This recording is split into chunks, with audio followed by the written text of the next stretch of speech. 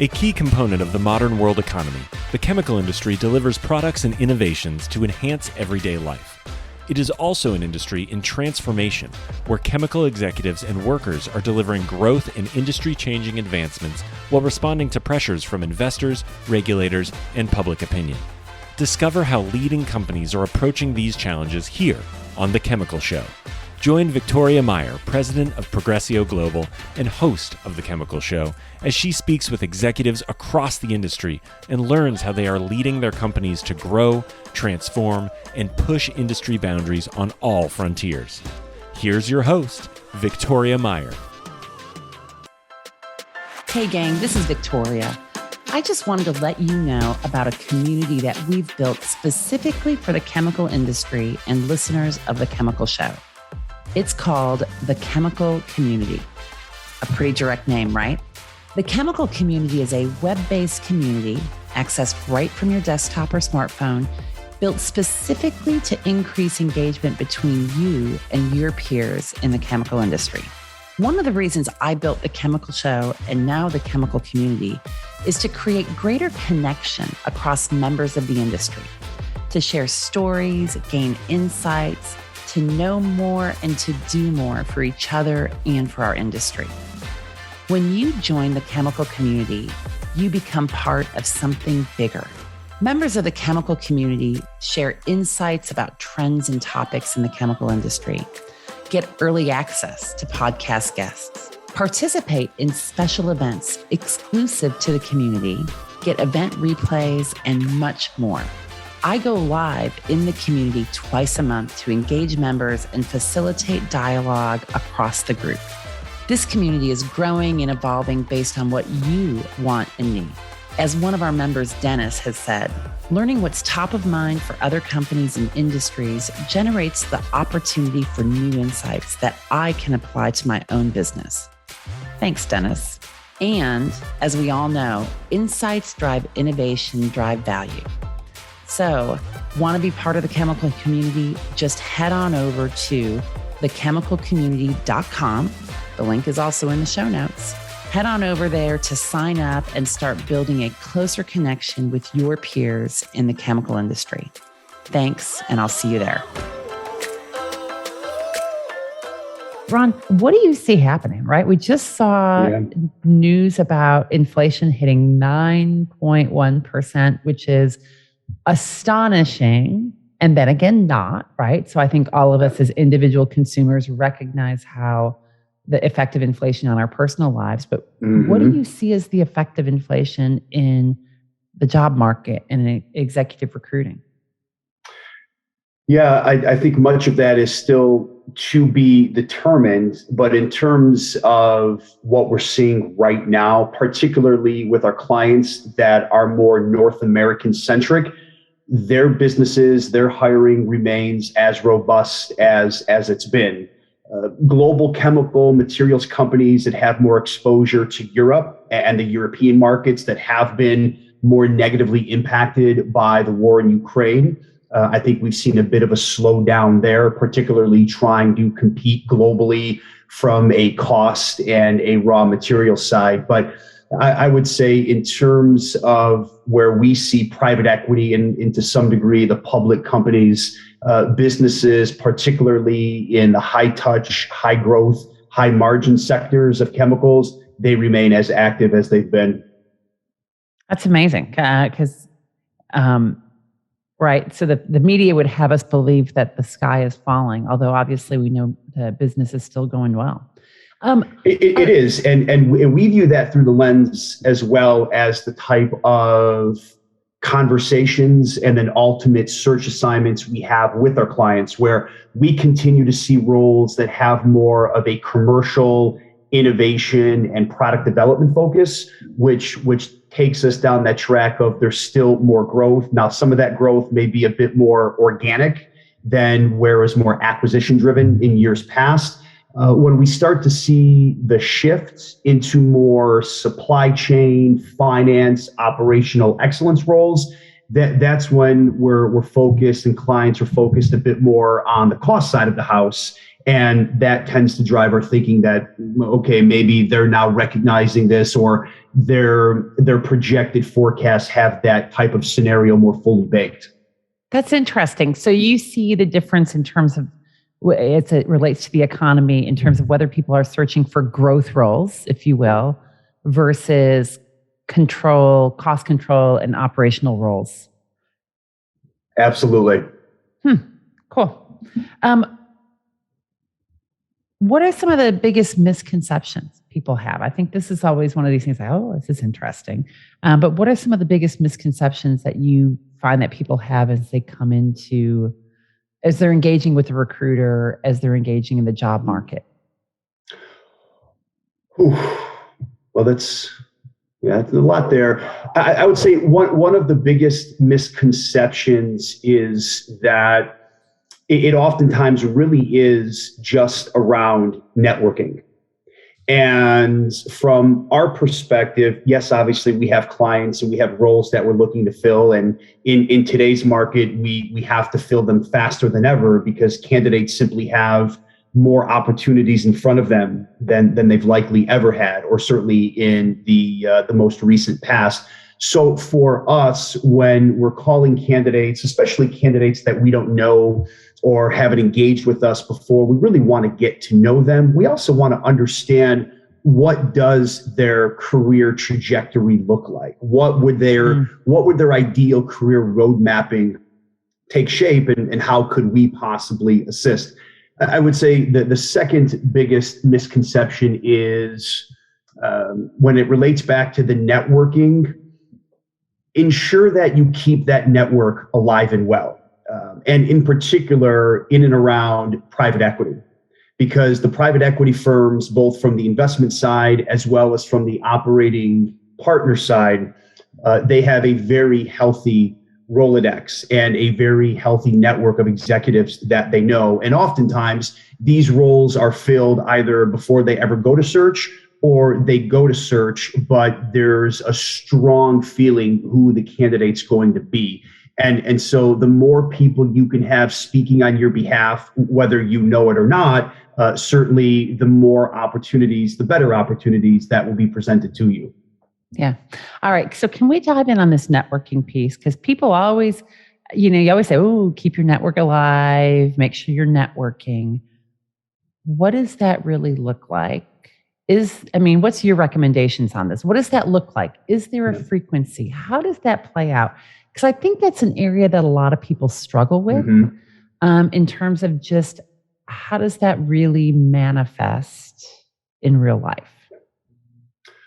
That's a great question. And so in one hand, if going back to that career road mapping piece, if an executive is very strongly in their feelings, I want to be a CEO, I want to be a CFO, whatever the case might be, the first piece then is identify either those executives with whom you've worked, that you really admire, that you respect, and have followed a similar roadmap as you.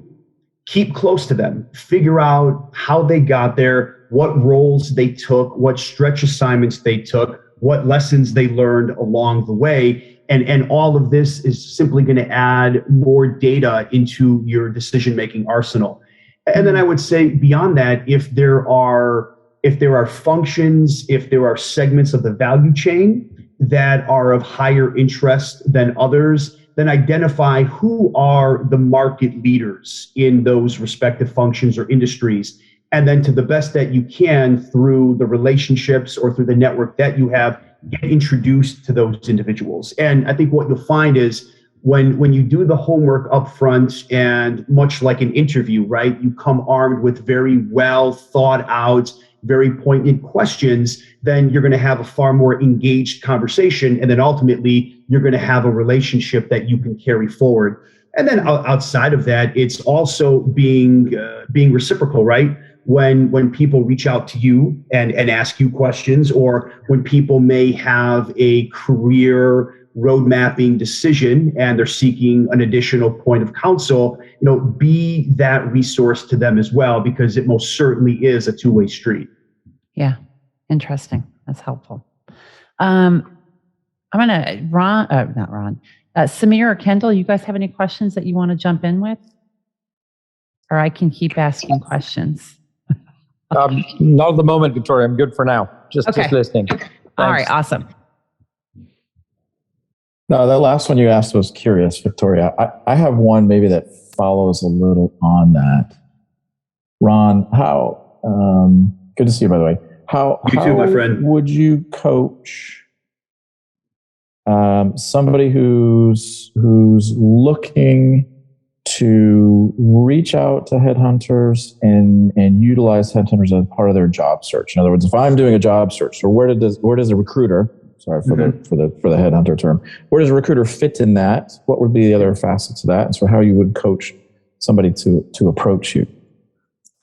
Well, I would say the easiest way, the most efficient way, right, is to connect with people who have used recruiters or have used recruiters that they admire and respect. And much like our own work in executive recruiting, your callback rate, your hit rate is much higher when somebody facilitates that introduction or somebody has introduced you to the executive or to the executive team. Conversely, when somebody that I've placed or that JM Search has placed or just people that we know and respect in the market, when they contact us and say, Ron, here is somebody that I'd love to introduce you to, here's somebody you need to know, and that goes a long way to making sure they get in our diary. Okay. Yeah, I could see that. And then, similarly here, I think, Victoria, we talked about this previously. In some ways, it is like building a financial model, right? Where garbage in, garbage out.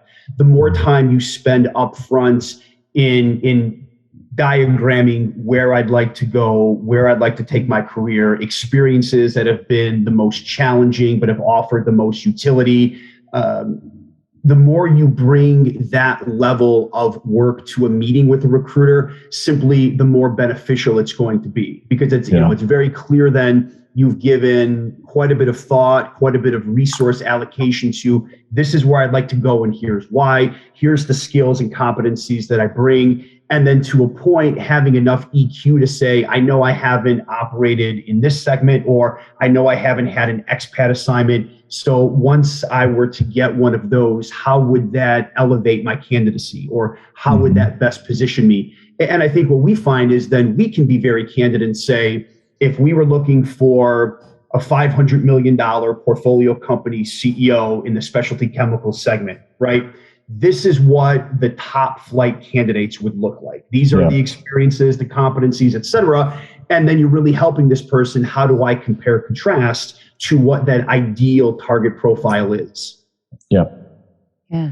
I think that's interesting because I think a lot of times, especially if somebody's been inside a company for a long time and hasn't made many moves, you don't know how you compare. You don't really know you may not know how to position yourself on the external market, right? Because positioning yourself on the external talent market can be very different than positioning yourself on the internal talent market. No, that's absolutely right. And particularly if you've been with one company for an extended period of time, and during that time, you've had multiple roles, different functions, different lines of business, you probably haven't taken, in most cases, the time to really reflect on what have I done? What was the situation I walked into? What did I do to help position the business, drive the business, grow the business, whatever it might be? What sustainable actions have we put in place? And then ultimately here, irrespective of capital structure, what were the results? Where do we go from A to B, and how do we make sure that we continue to measure and to continue to monitor those? And so what we oftentimes find is just having the conversation with a recruiter and telling the story. And like most of us, the more we tell the narrative, the more we sharpen the narrative. And the 100th time we tell it is going to be far more succinct and compelling than the 10th time. Yeah. Yeah, makes sense. And I know one of the things you and I have talked about in the past is some of the, one of the challenges I was at Shell for almost 20 years. And the reality is we had large scopes of business and yet not, right? So it's very rare for somebody inside of a shell to actually have true P&L experience, because it's very fragmented, right? So when, and I don't think that's a unique thing. I think this happens in other companies too. So I guess my question comes around to how important is it to already have had the experience when you're going through a recruitment situation, right? I've always had a bias that it feels like people are already looking for you already to have done it because it's an easy win. And yet we know that there's certainly circumstances where that's just not going to happen, right? There's so much variety in the business world. There's no way that you've hit some of these circumstances.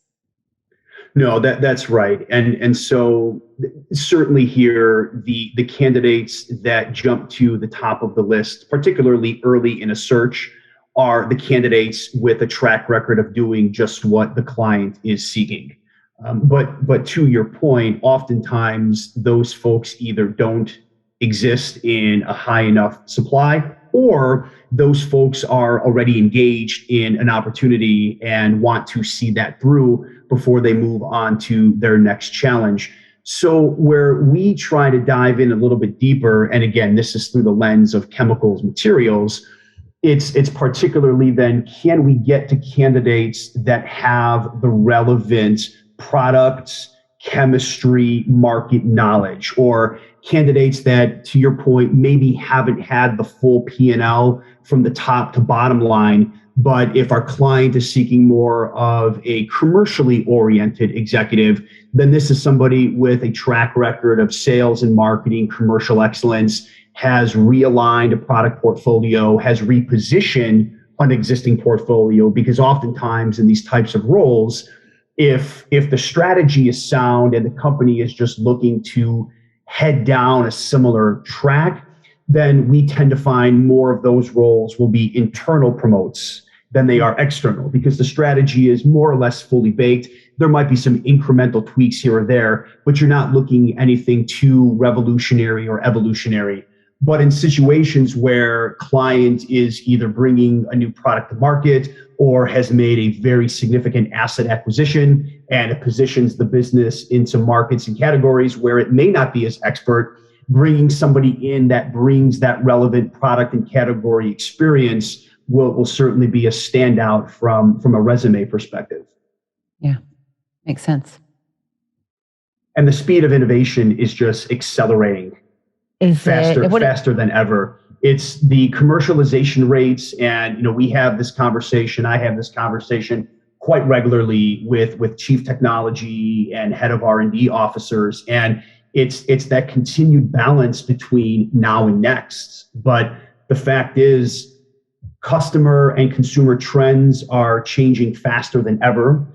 There is certainly far more of a needed emphasis on AI, connected devices, machine learning. There's certainly as much of an emphasis as ever in and around sustainability, circularity, closed loop recycling, however one thinks of it. And so that puts far more of an emphasis on the product development innovation side, where we can't just manipulate molecules because it's fascinating chemistry. How does this truly compete and win? And how does this position the company and the product to the addressable market? And that is where, to somebody who maybe hasn't been a chief technology officer before, just as an example, but has a track record of doing just this and has proven the ability to build those internal stakeholder relationships, right? Where you can work with the business units, you work with marketing, you work with engineering. So you're not operating the stage gate process in a vacuum. It truly is tethered to the strategic business growth plan. That's interesting. And of course, that then ties very well to why you're still seeing a lot of growth and placement in these innovative growth-oriented roles. Absolutely. And the smaller to what I would classify middle market cap companies have a strong interest in the candidates that come from those Fortune 500, what we would call blue chip, best in class companies, not just because of the technical foundational training that you receive, which of course is quite strong, but it's more of those softer skills, more of those people elements, right? Where if you grow up in a functionally global driven matrix, then you've learned, hopefully, the art of influencing or stakeholder engagement and recognizing that at various points in the life cycle, you are going to need individuals that don't report to you or aren't a part of your function, but without their support and without their effort, it's going to make your project very difficult to get from start to finish. Yeah. Do you do a lot of work in finance placement? Out of curiosity, I have a question that ties to that. We do. Our firm does a fair amount of work in and around CFOs and financial officer practices in general. The CFO role, in many respects, has become that strategic business partner to the CEO, particularly as some companies have, I don't want to say done away with the chief operating officer, because that's not necessarily true, but I think some of the functional components tied into a COO have found their way in some respects into the chair of the CFO. And so with that, the finance officer is more than just balancing the budget, balancing the books, et cetera. It really is now a strategic thought partner to the CEO and certainly to the business. Hey gang, this is Victoria. I just wanted to let you know about a community that we've built specifically for the chemical industry and listeners of The Chemical Show. It's called The Chemical Community. A pretty direct name, right? The Chemical Community is a web-based community accessed right from your desktop or smartphone, built specifically to increase engagement between you and your peers in the chemical industry. One of the reasons I built The Chemical Show and now The Chemical Community is to create greater connection across members of the industry, to share stories, gain insights, to know more and to do more for each other and for our industry. When you join The Chemical Community, you become part of something bigger. Members of the chemical community share insights about trends and topics in the chemical industry, get early access to podcast guests, participate in special events exclusive to the community, get event replays, and much more. I go live in the community twice a month to engage members and facilitate dialogue across the group.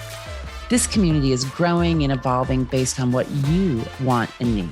As one of our members, Dennis, has said, learning what's top of mind for other companies and industries generates the opportunity for new insights that I can apply to my own business. Thanks, Dennis. And as we all know, insights drive innovation, drive value.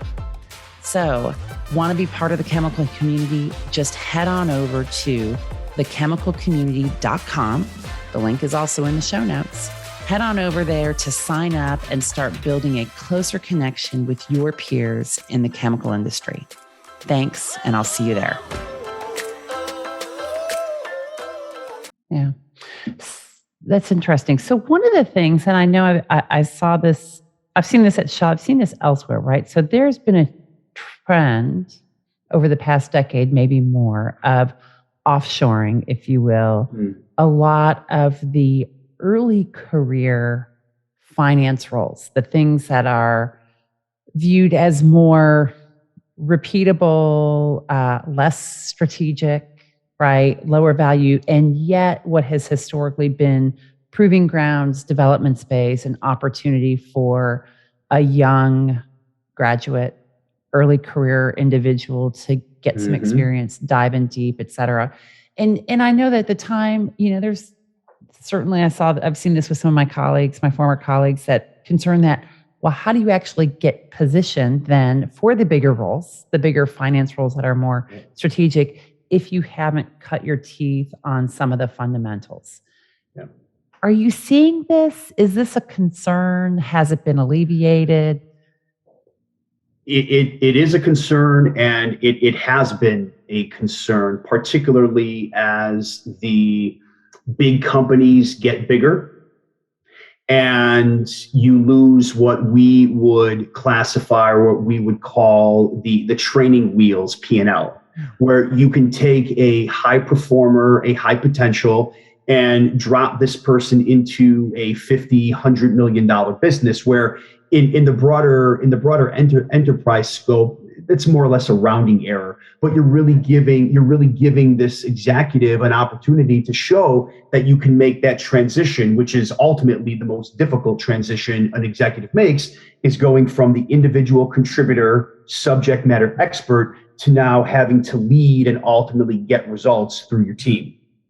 And so when you have those types of roles where folks can get real world experience, ultimately they're probably reporting into a business unit president, a senior vice president, whatever the case might be. So there's at least a mentor or a guide that can keep the train on the tracks if needed. But it really provides the company an in-house talent breeding ground where you get to see, hey, of the top 50 high potentials we have, maybe we've winnowed that down to 5, but these are 5 that have proven they can run a $100 million business. Now we think they can scale to 500 million, a billion, whatever the case might be. So as those opportunities, or as the companies have gotten larger and those types of P&L opportunities are just not as in great supply as they used to be, we are seeing companies that are developing what I would call immersion programs, and particularly in the case of, say, chemicals, materials, agribusiness, where you're trying to find executives, you're trying to find talent that might be stronger on the AI, IoT, machine learning side of the house, but maybe didn't grow up in a chemicals plant or didn't have aspirations of being a chemicals executive. And so the immersion programs is really designed to take somebody with that functional and hard skill set that you need and teach them enough about the business so as they rotate, they understand the value drivers, they understand the levers, and now they're becoming part of that next generation of talent. Interesting. Do you have a hard time? And I know we talked about this before, so I'm not going to belabor the points, but the world of private equity has become a very strong landing ground for these top flight executives who maybe aren't waiting for the next platform level or C-suite level role to open. They feel, and they have the skills and experiences to prove it, that they're ready now. And so if you have an opportunity early in your career to become a CEO of even $100 million business, and if that becomes a very successful exit, now your career optionality has evolved almost exponentially, because you've proven you understand the economics and the cadence of private equity, but really you understand the economics of monetizing assets. What about duration? I mean, you talk about these young executives. I'll group anybody maybe under the age of 40 is young. I'm maybe 50, frankly. But what about duration? How, I think, and in fact, I talked just this week, or got published with Pat Rapella, who is in a similar field as you. And he talked about kind of the perception of job hopping, which maybe is allowed early in your career, but is less allowed as you get older. How long do you need to be in a role to prove yourself, especially when you think of to private equity, let's just say, or any of these roles? No, that's an excellent question. And there's not a firm, hard and fast number, but I would say from my own experience that you'd like to see an individual in a role for at least 3 years. So you have enough time to understand what this individual walked into. Maybe it was a turnaround, maybe it was continued growth, maybe it was something different, but you have an opportunity to examine what this individual walked into, the changes that he or she brought about, and more importantly, why the strategic refresh, why these changes were made, what market data, what customer data was used into that decision-making model, And then you have a year, which again, may or may not be enough time to truly judge how successful these initiatives were, but at least you have an opportunity to gauge to a degree how successful it was or wasn't, at least on the onset.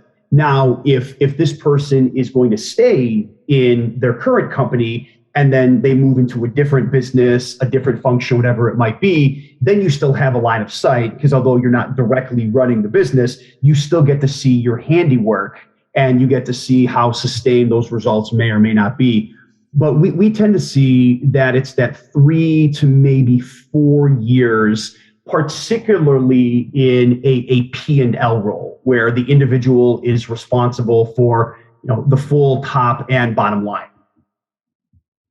Yeah, awesome. Kendall or Samir, you guys want to jump in at all?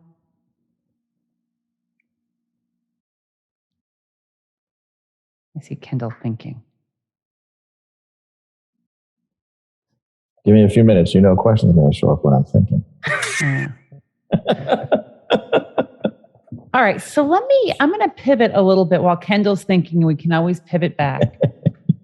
Board placements. Mm-hmm. So one of the things, again, they say, have your board resume. Yeah. What distinguishes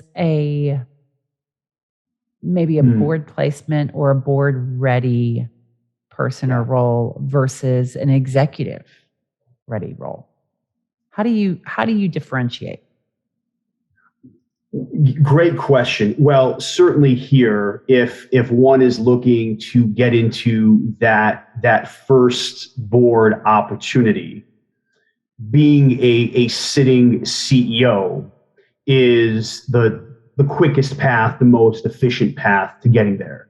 But short of that, it's then building the skill sets that are very relevant and important for a board director, which is what we call the financial skills, the strategic skills, the relational skills, and then particularly here in your current role.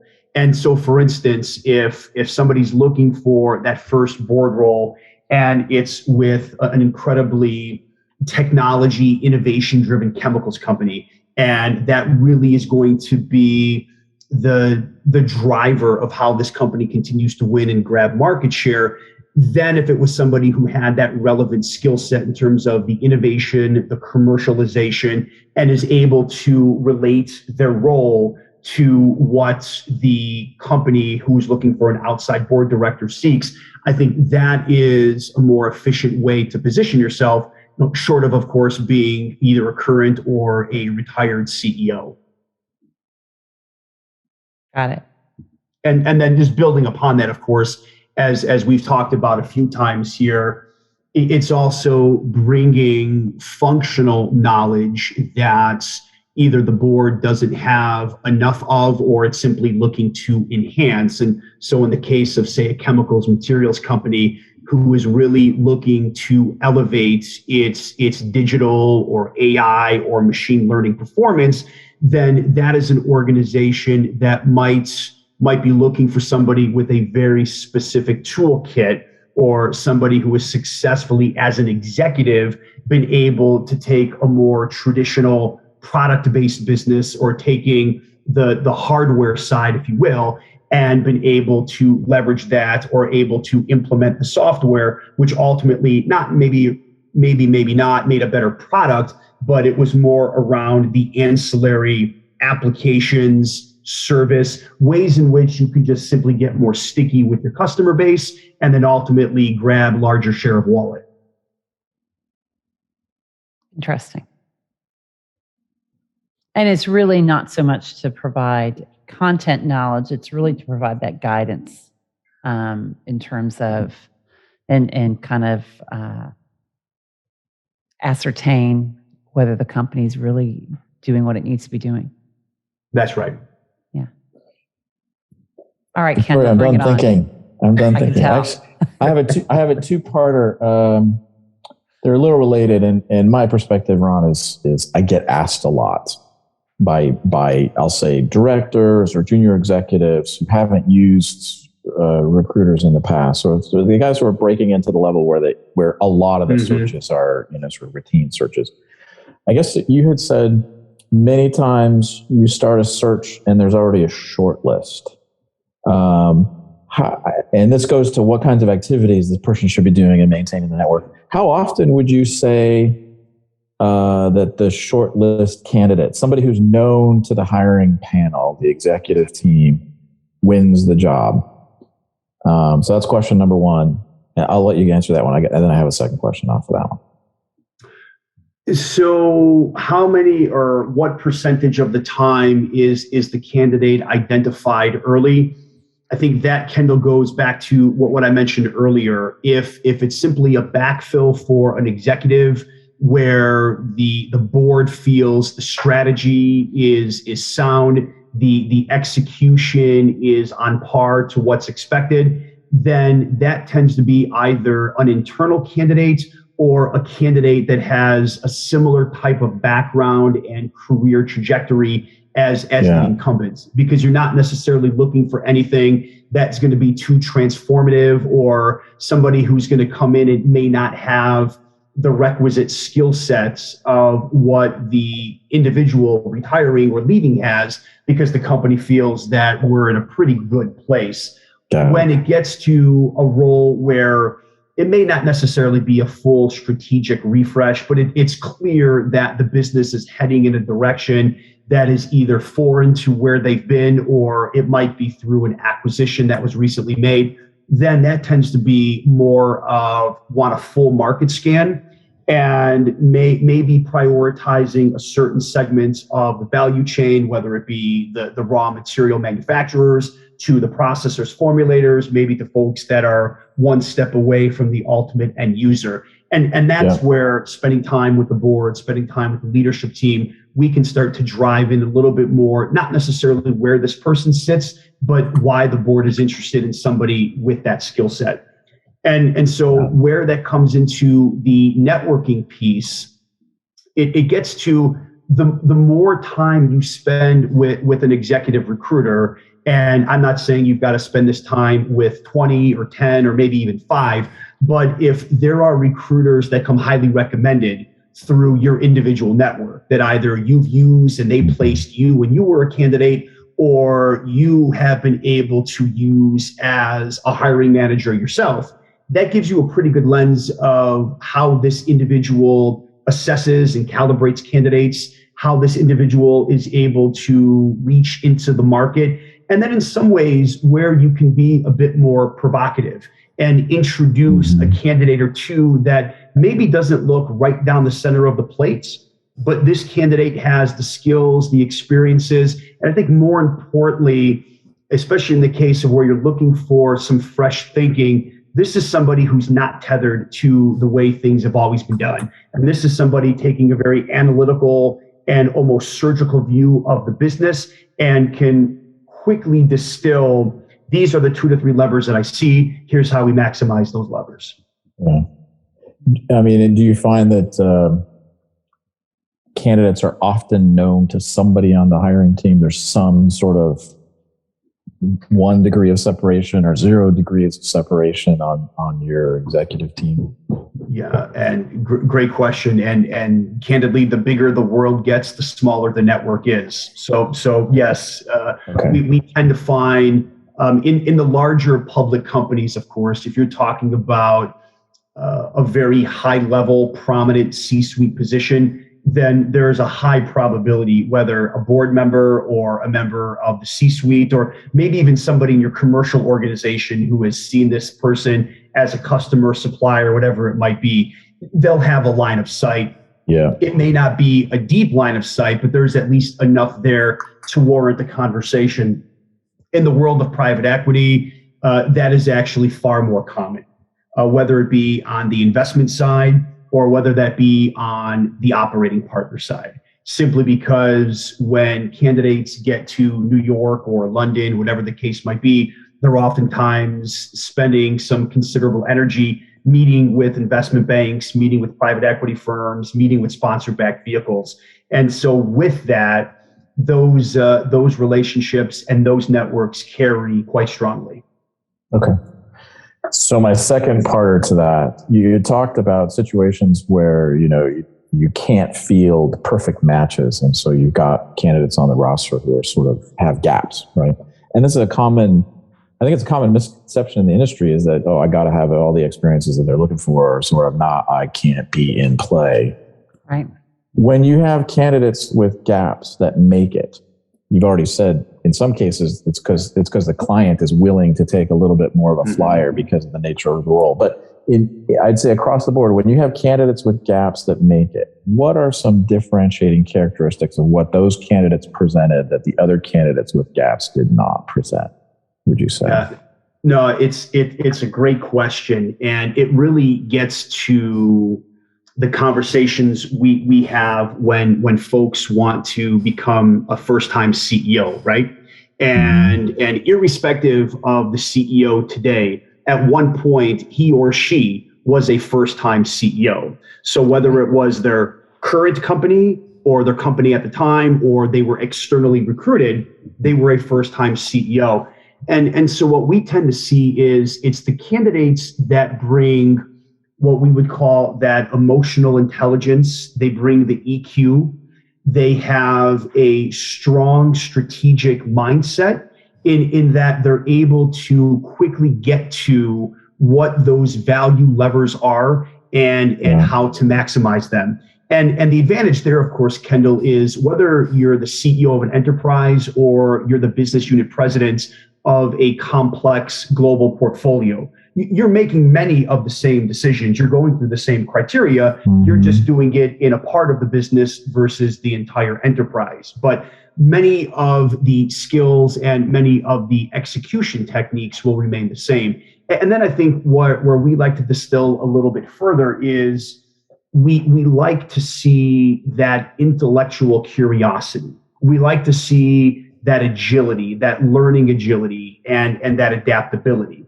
And so that is where, and Victoria, this kind of gets back to your previous question. We like to see candidates that if they've been with a company for, let's just say 15 years, right, where they've had 3, 4, 5 very significant jobs. Some have been promotions, some may have been lateral, but we want to see that diversity in business cycle experience, where maybe you walked into a business that was in full growth mode and EBITDA was just blowing past the budget. And how do the executives stepping in there have an opportunity to continue that going while making sure that the supporting functions were there to keep the business humming along, and then maybe getting moved into a turnaround situation. So what you're really showing is I've been able to step away from what I was doing incredibly well and very successfully, moved into a different business, different product, different go-to-market channel strategy, however it may be phrased, and over time became equally successful. And that is not necessarily passed as prologue, but it's showing throughout your career that you've taken risks, that you've taken calculated risks. And oftentimes, Kendall, it's that person that was maybe promoted a half step away from being ready for a job, but either had a sponsor, had a mentor, had somebody in the organization that simply identified this is an individual that is worth the investment, and they are going to be a very positive human capital ROI. Okay. So EI, that ability, even if they haven't had full experience, to get it up at that strategic level and frame the issues and the levers that you would pull, and then your adaptability, agility, and intellectual curiosity, both by their behavior, but by their history as well. And where that will really shine through, and I know, Victoria, you and I and Kendall, we've talked about this, you're ultimately then able to show with those moves, how do you link talent acquisition and talent development and retaining to value creation. And one of the easiest ways to identify that, right, is through followership. So Kendall, you moved to a different company. And when I asked you about your leadership team and you explained to me how many folks came from your prior company, or folks that joined you and wanted to be a part of your current leadership team. And that to us it's not the only data point, but it is an incredibly strong data point, because folks have, especially what we would classify as the A players, right? The best of the best. That aggregated group, 2022, prior to 22, and certainly post 22, that aggregated group will have more optionality in front of them than most. Yeah. And so when that group, or when the individuals within that group decide to follow a boss, or they decide to follow a team, there's a reason for that. And that's what gets us energized, because we want to understand what that is, and in some ways how this person's been able to navigate. And again, the world of chemicals is incredibly complex and incredibly knowledge intensive. But when you find somebody who can distill that and break it down to where the broader organization understands what's expected and why, those are the people that are far more successful than not. Got it. Super insightful. Thank you. Thank you. Cool. Well, this has been great, and I want to be mindful of time because I think we've hit the end of our scheduled time. But thanks, Ron, for joining us. This is going to get, it's recorded. It's going to get published on the chemical community. Okay. I'll make sure you have a link, and others will as well. So people that had signed up but did not join us today still will have access as well. So anyway, thank you. We've come to the end of today's podcast. We hope you enjoyed your time with us and want to learn more. Simply visit thechemicalshow.com for additional information and helpful resources. Join us again next time here on The Chemical Show with Victoria Meyer.